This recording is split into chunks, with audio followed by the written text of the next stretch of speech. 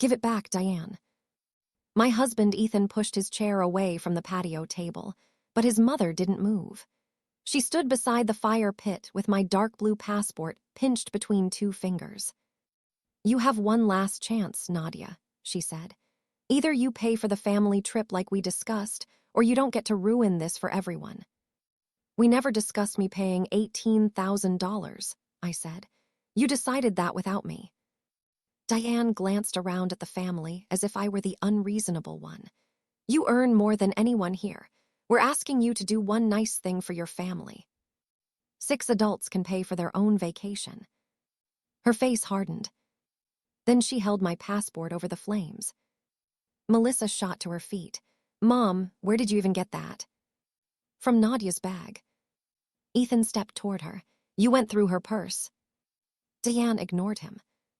If you won't help this family travel, she said, maybe you shouldn't be traveling either.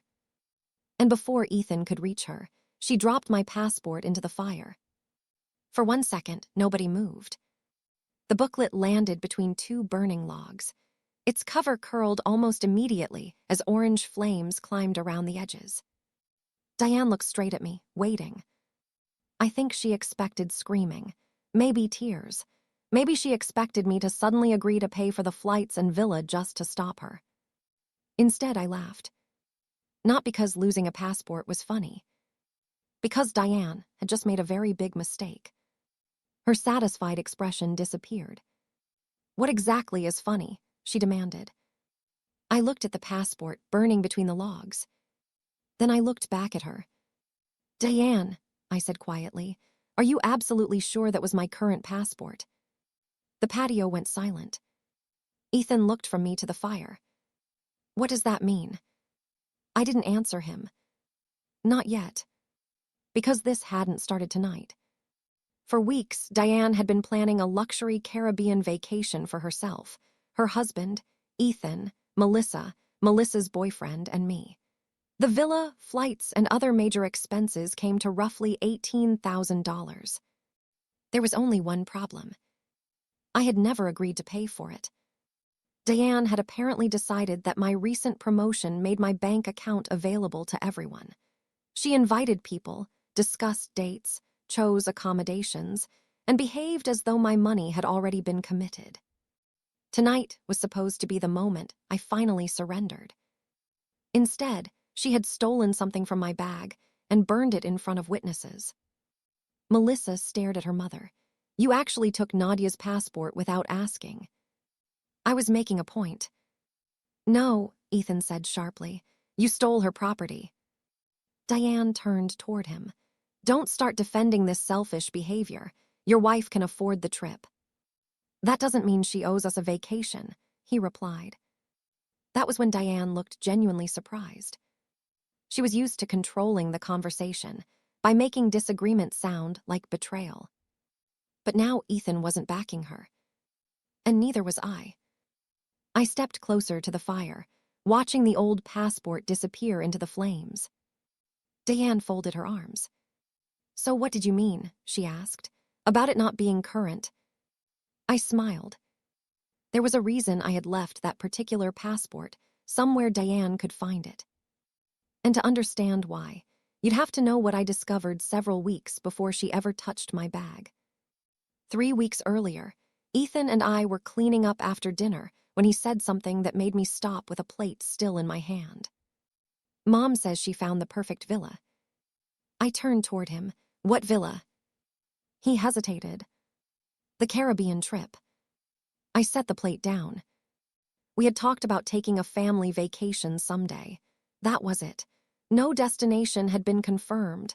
No dates had been agreed on. And nobody had ever discussed who would pay. Ethan, your mom is actually booking this. She's planning it, he said carefully. She thinks we should do it while everyone can get time off. Fine, everyone can decide what they can afford. His expression told me there was more. What? He rubbed the back of his neck. She told Melissa you might cover the villa and flights. I stared at him. Why would she tell Melissa that? Because of your promotion. That answer somehow made it worse. My promotion had increased my salary.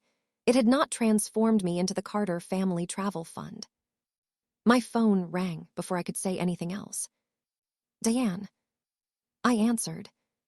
"Nadia," she said brightly, "Ethan told you about the villa." "He did. He also told me you said I was paying." A short silence followed. Then her voice softened in that familiar way she used whenever she wanted something. "I thought you'd want to do something special for the family. I'm happy to travel with everyone. I'm not paying for 6 adults." Nobody said 6 adults. Flights and the villa for everyone is basically the entire trip. Her tone changed. "You know, Nadia, this family welcomed you from the beginning." I gripped the phone tighter. "What does that have to do with a vacation?" "I'm saying family helps family. You're doing very well now. Melissa and her boyfriend don't earn what you earn. Then we choose somewhere everyone can afford." That's incredibly disappointing. There it was. Not a discussion. A guilt trip. I looked at Ethan. "I'm not arguing about my money, Diane. Everyone pays their own share." I ended the call. Less than 2 minutes later, my phone buzzed. It was Melissa. "Thank you so much for treating everyone. Mom told us about the trip. I already requested the week off." I slowly turned the screen toward Ethan. His face fell. "She told them it was confirmed." "Apparently." I took screenshots of Melissa's message and Diane's earlier texts about the vacation. And then something else occurred to me. Months earlier, Diane had visited our house and somehow ended up inside our bedroom looking through a drawer. She claimed she was searching for batteries. Another time, she had gone through a cabinet containing paperwork because she supposedly needed a pen. I had dismissed both incidents to avoid another family argument. I wasn't dismissing them now. The following morning, I gathered my current passport, financial documents, and anything else I wouldn't want someone touching. I moved them somewhere secure outside the house. Inside a box of old travel keepsakes, I left one thing behind: my expired, canceled passport. I wasn't setting a trap. I simply didn't think Diane could interfere with something that no longer had any value. 2 days later, my phone buzzed again. The Carter family group chat. Diane had posted photographs of a luxury villa overlooking turquoise water. Below them was a reservation link. Then came one sentence: "Nadia will take care of the payment." By the next family dinner, I had decided Diane wasn't going to turn my silence into consent. Everyone was halfway through, eating when I put down my fork. Before anyone books anything for the Caribbean trip, I need to clear something up. I never agreed to pay for it. Melissa stopped chewing. Her boyfriend looked at her, confused. "What?" Melissa said. "Mom said you offered." "I didn't." Diane immediately leaned back in her chair. "Nadia, do we really need to do this during dinner? You announced during the group chat that I was paying, so yes." Melissa's face reddened. "We already requested the week off." "I'm sorry," I told her, "but nobody asked me before making those plans." Diane sighed dramatically. "This is ridiculous. Nadia just got a major promotion. $18,000 isn't going to destroy her." My stomach tightened. I had never told Melissa what my raise was worth. "Why are you discussing my salary with people?" "Oh, please, we're family." Ethan put his fork down. "Mom, Nadia's income is not family money." Diane stared at him. "You're taking her side." "There shouldn't be sides. She said no." Diane pointed toward me. "Ever since she got that promotion, everything has become mine, mine asterisk. And now you're letting her turn you against your own family." I refused to follow her into another argument. "Everyone can still go," I said. "We divide the cost. Each couple pays its share." Silence. Nobody volunteered. The trip suddenly sounded much less exciting when the bill belonged to everyone. Then Melissa frowned. "Wait, Mom told us you already agreed before she even sent the villa." I looked directly at Diane. "When?" Melissa thought for a second. Weeks ago. That was before Diane had called me asking for the money. So this had never been a misunderstanding. Diane had told everyone I was paying first, then approached me afterward, apparently expecting the embarrassment of disappointing an entire family to force me into saying yes. Diane, I said, you knew I never agreed. She pushed back her chair. I'm finished listening to this. She disappeared into the house. A minute later, the patio door opened again.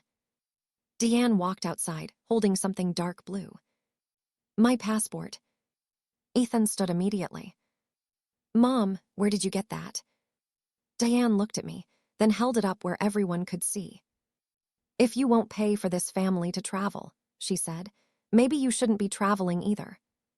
Give it back. Ethan stepped toward his mother, but Diane pulled the passport against her chest. No. Melissa stared at her. Mom, seriously. Diane ignored her. She was watching me. For the first time that evening, she seemed confident again. The argument about the money had slipped away from her. Everyone now knew I had never agreed to pay. So she had found something else she thought she could control. Me. Put it down, Diane, I said. She gave a short laugh. Now you're concerned. Then she walked toward the fire pit. Ethan moved after her. Mom, stop. She reached the flames first. The passport left her hand and landed between the burning logs. Diane. Ethan reached the fire pit a second too late. Melissa covered her mouth. What is wrong with you? The dark blue cover began curling from the heat. Diane turned toward me with an expression that almost looked triumphant. There, she said, maybe next time you'll remember that your decisions affect other people. And that was when I laughed. Everyone looked at me. Diane's smile disappeared. What's so funny? I nodded toward the flames. Did you even open that passport before you burned it? Her eyes narrowed. What are you talking about? That passport has stamps from trips I took years ago. Ethan looked at me, then suddenly back at the fire. Nadia. I pulled out my phone. Diane's face changed. Weeks earlier, once I realized she was telling people I had promised thousands of dollars I had never offered, I stopped assuming she would respect normal boundaries. So I had protected everything that actually mattered. You knew I might do this, Diane demanded. I knew you were escalating. I didn't know how far you'd go. That's ridiculous. I was angry. You went through my bag. Diane waved a hand. Stop making this into something dramatic. Ethan stared at her. You stole what you thought was my wife's valid passport and deliberately burned it. How exactly are we making this dramatic? Diane opened her mouth, but he wasn't finished. And if you lied about Nadia agreeing to pay, what else have you been telling everyone? For once, Diane had no immediate answer. Then Melissa suddenly stepped forward. Wait. We all turned toward her. Her eyes were fixed on me. Nadia, Mom told us you planned this whole vacation. Melissa's words hung over the patio. I looked at Diane. You told them I planned it. Diane folded her arms. I said you were helping. No, Melissa interrupted. You said Nadia wanted to treat everyone. You said she picked the trip because of her promotion. That was when I unlocked my phone. Then everyone needs to see this. I opened the screenshots I had saved weeks earlier. The first showed Diane discussing the trip as though I had already agreed to pay, before she had ever actually asked me. Then I showed Ethan another message. Diane had written that once everyone requested time off and started making plans, I would be too embarrassed to back out. Melissa read it twice. You knew she hadn't agreed. Diane's voice dropped. I was trying to make a family vacation happen. Ethan shook his head. By trapping Nadia into paying for it. I knew she could afford it. That isn't the point. I glanced toward the fire. What remained of the passport was blackened and curling between the logs. Then I finally explained why I had laughed. That passport was expired. Diane stared at me. What? It was already canceled. I kept it because of the old travel stamps. I told them that after discovering what Diane had been saying about the trip, I moved my current passport, financial paperwork, and other important documents somewhere secure. My valid passport had never been inside my bag that night. I hadn't known Diane would steal anything. I had simply stopped trusting her around documents that mattered. So you set me up, Diane snapped. No, you went through my belongings, found an old passport, assumed it was valid, and burned it. Every decision between those steps was yours. Melissa looked away from her mother. I'm sorry, Nadia. I thought you offered and then changed your mind. I know. Diane tried one final defense. I wanted us to have one memorable family trip. Ethan looked directly at her. Then why did you have to lie to make it happen? Diane said nothing. I didn't raise my voice. You don't get unrestricted access to our home anymore, and my income is never going to be something you volunteer on my behalf. Ethan nodded. And I'm taking back the spare key. That finally landed. Diane looked at him as though she expected him to reconsider. He didn't. I photographed what remained of the passport and kept copies of the messages documenting exactly what had happened. As for the Caribbean vacation, reality arrived quickly. Once the 6 of us calculated what everyone would actually have to contribute, Melissa and her boyfriend withdrew. Diane and her husband couldn't comfortably cover the villa themselves. The reservation was canceled. Nobody asked me to save it. More importantly, Ethan and I established a rule afterward. No matter who asked, no family expense became our responsibility unless we both agreed first. And Diane no longer received information about my salary, bonuses, savings, or travel budget. Ethan also admitted something I had needed him to understand for a long time. Every time he had tried to keep the peace with his mother, the peace usually depended on me giving up a boundary. That stopped. We didn't completely cut Diane out of our lives, but contact became more limited, and the boundaries became firm. Months later, Ethan and I took the anniversary trip we had already planned privately and paid for ourselves. At the airport, I handed the agent my perfectly intact current passport. Ethan looked at it and smiled.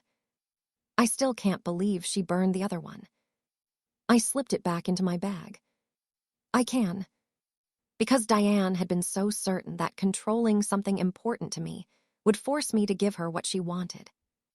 Instead, she exposed exactly why I had stopped trusting her. Diane thought burning my passport would teach me what happened when I refused to pay, but all she burned was an expired booklet and the last bit of control she had over me.